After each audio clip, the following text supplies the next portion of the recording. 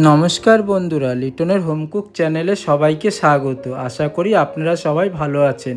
আপনাদের সামনে আমি আরেকটি রেসিপি নিয়ে চলে এসেছি। আজ দেখাবো অনুষ্ঠান বাড়িতে কিভাবে পটল চিংড়ি বানানো হয়। আমার ভিডিওটা প্রথম থেকে লাস্ট অবধি দেখবেন। আশা করি আপনারা এরকম বাড়িতে বানাতে পারবেন পটল চিংড়ি। তাহলে চলুন ভিডিওটা শুরু করা যাক। প্রথমে আলু আর পটলে একটু লবণ দিয়ে মাখিয়ে নিয়েছিলাম। তারপরে আলুগুলো এরকম লাল লাল করে ভেজে নিয়েছি। আপনারা এরকম করবেন, আশা করি খুবই ভালো হবে।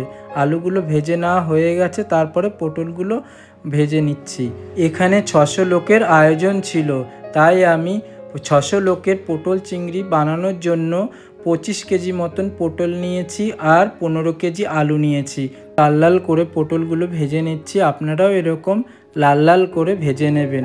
পটল যদি ভালো ভাজা না হয় তাহলে খেতেও ভালো লাগে না। এই দাদাকে বলছিলাম, দাদা তুমি পটলগুলো ভেজে নাও। আমি তখন মশলাটা রেডি করছিলাম আর আলাদা একটি কড়াইতে তেল দিয়ে চিংড়ি মাছগুলো ভেজে নেওয়া হচ্ছিল।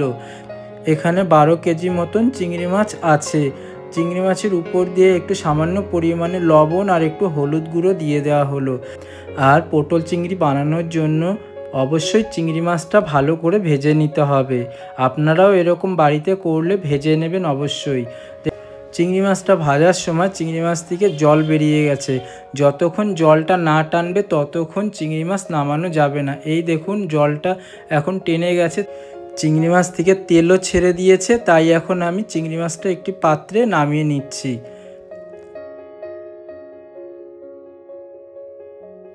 এখন আমি পটল চিংড়ি করার জন্য মশলাটা করে নেব। তাই প্রথমে তেল গরম করে তেলের মধ্যে কয়েকটা গোটা এলাচ দিয়ে দিলাম। একটু নাড়াচাড়া করে পেঁয়াজ বাটাটা দিয়ে দিলাম। এখানে আমি 2 থেকে আড়াই কেজি মতন পেঁয়াজ বাটা দিয়েছি। যতক্ষণ পেঁয়াজটা লাল লাল না হবে ততক্ষণ পেঁয়াজটা ভেজে নিতে হবে। আপনারাও এইভাবে বাড়িতে করবেন, আশা করি খুবই ভালো হবে। এখন আমি দিয়ে দেব হচ্ছে রসুন বাটা। রসুন বাটাটা দিয়ে ভালো করে কষিয়ে নেব। রসুনের কাঁচা গন্ধটা যতক্ষণ না যাবে ততক্ষণ রসুনটা ভালো করে কষিয়ে নিতে হবে। দিয়ে দেব হচ্ছে আদা বাটা। আমি 500 গ্রাম মতন আদা বেটে নিয়েছিলাম, তাই আদাটা দিয়ে একটু কষিয়ে নিচ্ছি। আর দিয়ে দেব হচ্ছে টমেটো পেস্ট। আমি 1.5 কেজি মতন টমেটো নিয়েছিলাম, পেস্ট করে দিয়ে দিলাম। এখন আমি ভালো করে কষিয়ে নেব। যতক্ষণ টমেটোর কাঁচা গন্ধটা না যাবে ততক্ষণ কষিয়ে নেব।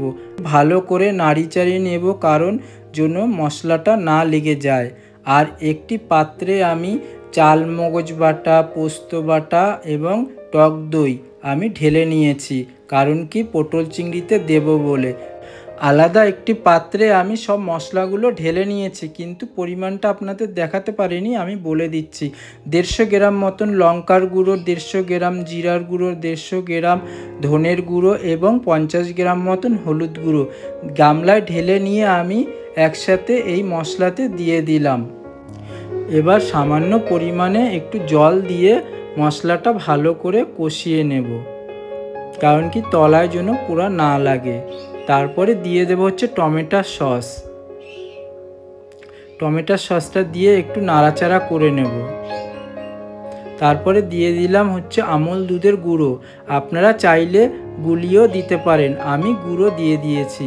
তারপরে আরেকটু জল দিয়ে দিলাম। আমি যে গামলায় আমি চালমগজ পোস্তটা বেটে রেখেছিলাম ওখানের পরিমাণটা ছিল হচ্ছে 200 গ্রাম পোস্ত আর 400 গ্রাম মতন চালমগজ আর 500 গ্রাম মতন টক দই একসাথে মিশিয়ে নিয়ে আমি এই মশলাতে দিয়ে দিলাম। তারপরে নাড়াচাড়া করে একটু গামলাটা ধুয়ে একটু জল দিয়ে দিলাম। এখন ভালো করে মশলাটা কষিয়ে নিচ্ছি। মশলাটা কষানোর পরে এখানে চিংড়ি মাছ দিয়ে দেওয়া হয়েছিল। চিংড়ি মাছ দিয়ে দেওয়াটা আপনাদের দেখাতে পারলাম না, কিছু মনে করবেন না। চিংড়ি মাছটা দিয়ে একটু নাড়াচাড়া করে স্বাদ মতন লবণ আর সামান্য পরিমাণে একটু চিনি দিয়ে দিলাম। মশলার ভিতরে এখন জল দিয়ে দিলাম। জলটা দিয়ে ভালো করে একটু ফুটিয়ে নেব। আপনারা পরিমাণ বুঝেই জল দেবেন, আমিও পরিমাণ বুঝেই জল দিয়েছি। তারপরে এই ঝোলের মধ্যে দিয়ে দিলাম হচ্ছে ভাজা জিরের গুঁড়ো আর সামান্য পরিমাণে জায়ফল জয়িত্রীর গুঁড়ো আর গোলমরিচ গুঁড়ো দিয়ে ভালো করে ঝোলটা ফুটিয়ে নিচ্ছি। তারপরে এই ঝোলের মধ্যে দিয়ে দিলাম হচ্ছে ভাজা আলুগুলো। ভাজা আলুগুলো দিয়ে একটু ফুটিয়ে নিচ্ছি।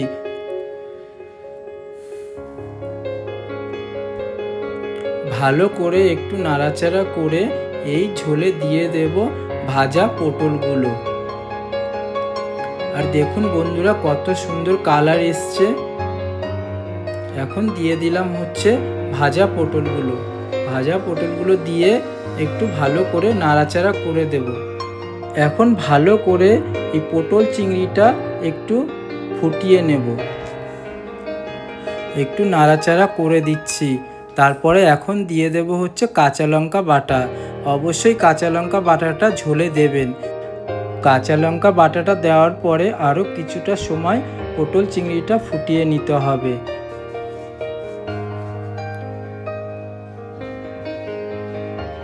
তারপরে উপর দিয়ে দিলাম সামান্য পরিমাণে লবণ, কারণ কি লবণটা একটু কম মনে হচ্ছিল, তাই উপর দিয়ে আর একটু লবণ দিয়ে দিয়েছি। আর বন্ধুরা, আমি যে কোনো অনুষ্ঠান বাড়িতে রান্না করি, আমার ফোন নাম্বার আমার চ্যানেলে দেওয়া আছে। আপনারা চাইলে আমাকে ফোন করতে পারেন বা SMS করতে পারেন। তারপরে এই ঝোলে দিয়ে দিলাম হচ্ছে 250 গ্রাম মতন ঘি। আর আমি বন্ধুরা 100 গ্রাম বাটার দিয়েছিলাম। আপনাদের বাটার দেওয়াটা দেখাতে পারলাম না, কিছু মনে করবেন না। এই দেখুন ঝোলটা কত সুন্দর ফুটে উঠেছে। আমি এই ঝোলটা এরকমই নামাবো।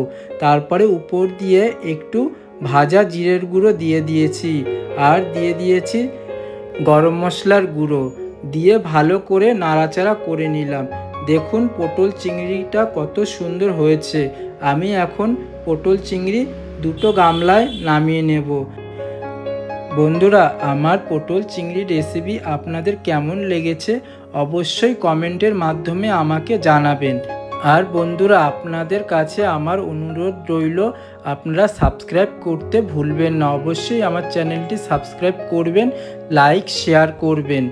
আর যেই দাদাভাই দিদিভাই আমার ভিডিওটি দেখেছেন, আপনাকে অসংখ্য ধন্যবাদ। সুস্থ থাকবেন, ভালো থাকবেন সপরিবারে। আর আপনারা কি রেসিপি দেখতে চান আমাকে কমেন্টের মাধ্যমে জানাবেন। এই দেখুন বন্ধুরা, আমার পটল চিংড়িটা পুরো নামানো হয়ে গেছে। দুটো গামলায় আমি নামিয়ে নিয়েছি। এখন একটু খুন্তি দিয়ে নাড়াচাড়া করে নিচ্ছি।